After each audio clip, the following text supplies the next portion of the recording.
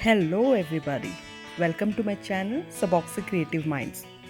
About today's video, you will get to know about the differences between working on silicone molds and also on other base like wooden base.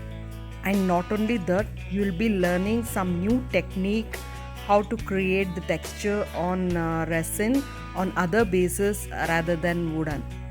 So are you excited? And do watch the complete video to know the tips and tricks as usual, and don't miss the unique technique which I would be doing it on wood, and you can do it in any other base. So let's go for it. So let us start with the silicone mold. These are the commission work. I am making two different tea light holders, and this which I am working right now is on silicone mold of 8 inches. As my client wanted white as well as pink color base, so I'm working with two combinations. So after pouring pink color, I'm adding white color resin to it. Pink pigment I got it from Boreali, and white as well. I'm simply adding the swirls to the pink color base, as there was not such any demand of particular pattern, and my client just wanted something in pink and white. So I'm adding some white on the pink one with the swirl technique.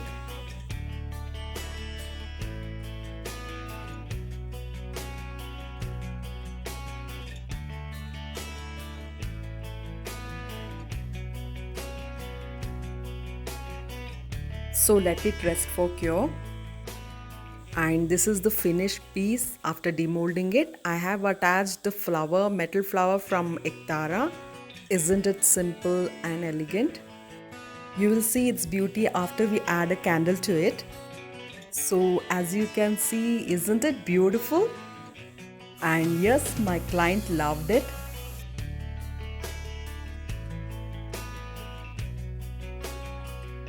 And after this, let's move to the second one, which is wooden base. It's a wooden log. As you can see, I have already painted white color paint on the base, and now I'm pouring white color pigment added resin on it. So after spreading it evenly, we will add a magic ingredient so that we'll get a good texture, a new texture on it. Well, as I was talking about the differences between the two bases, as if you can see, the silicone mold effect is completely different on if we work on wooden one. As working on silicone, we have edges and the binding this one borders to it, so that everything we pour it on the mold, it intacts in it, and after you finish the pour, resin takes its own reaction and it pushes to the center, and it gives a very beautiful texture and give a completely very different sort of effects on it. Now coming up to the continued work, I'm adding pigment from Boreali, the golden color pigment, in as a profile alcohol. You can see I'm adding it into the spray bottle. So after mixing it nicely, I'll spray to the base which on which we have already poured resin, white color resin, and you can see how it creates a very beautiful texture on it. This technique you can use on any base like wooden, glass, or anything you want.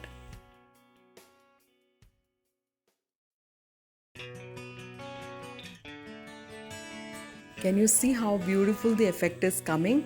As the resin, we work on the wooden bases which we have not intact with the tape of, to the edges. Resin has a tendency to just pull itself towards the edge and drip out.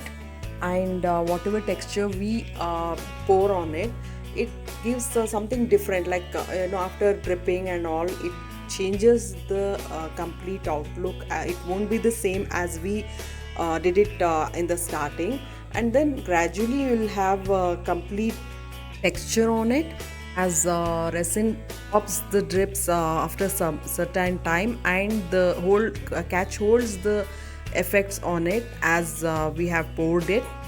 Now after the pour, I am working on the edges of the wood log. Here I have added the pigments from Bahuriali, the golden color pigment with Asian paint varnish, spreading it with the help of silicone brush from Abhay Gambhir. And all the products which I am using it, I'll be giving it in the description below.